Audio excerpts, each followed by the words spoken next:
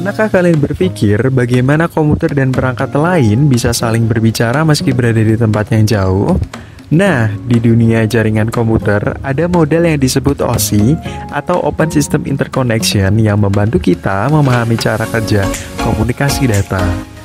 Model ini dibagi menjadi 7 lapisan dan setiap lapisan punya peran yang sangat penting. Ada lapisan aplikasi di atas, lalu ada transport, network, dan lainnya sampai di lapisan yang paling bawah yaitu physical layer. Ini adalah lapisan yang pertama kali berurusan dengan data yang dikirim melalui jaringan. Sekarang kita akan fokus ke physical layer, lapisan pertama dalam OSI model. Fungsinya, ya seperti namanya, ini adalah lapisan yang menangani hal fisik dalam transmisi data. Bayangkan data sebagai sesuatu yang sangat ingin dikirimkan dari satu komputer ke komputer lain, tetapi ia harus melewati berbagai media terlebih dahulu. Media ini bisa berupa kabel seperti kabel Ethernet, fiber optik, atau bahkan sinyal untuk koneksi wireless. Untuk mempermudah, bayangkan physical layer itu seperti jalur kereta. Data kita adalah penumpang dan kereta adalah media transmisi yang mengantarkan penumpang tersebut. Coba bayangkan kalau kalian adalah penumpang yang ingin pergi dari stasiun ke stasiun lainnya, dan jalur kereta yang kalian naiki adalah kabel atau gelombang radio.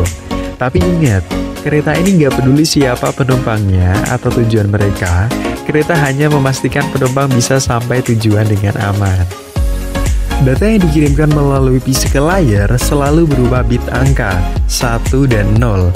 Data ini disampaikan dalam bentuk sinyal listrik, cahaya, atau gelombang radio. Apakah itu gambar, video, atau teks, semua informasi tersebut akan diubah menjadi bit, lalu dikirimkan melalui jaringan menggunakan media transmisi yang tersedia. Jadi, untuk merangkum, physical layer adalah lapisan yang sangat penting karena ia yang pertama kali menghubungkan kita dengan dunia digital yang lebih besar.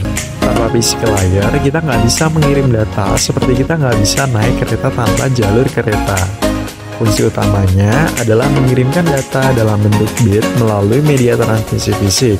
Apakah itu kabel Ethernet, fiber optik, atau bahkan gelombang radio. Semua itu ditangani oleh physical layer yang memastikan data sampai ke perangkat tujuan. Itulah sekilas tentang physical layer dalam model OSI. Semoga penjelasan ini memberikan gambaran yang jelas dan menyenangkan tentang bagaimana data berpindah dari satu tempat ke tempat lainnya. Sampai jumpa.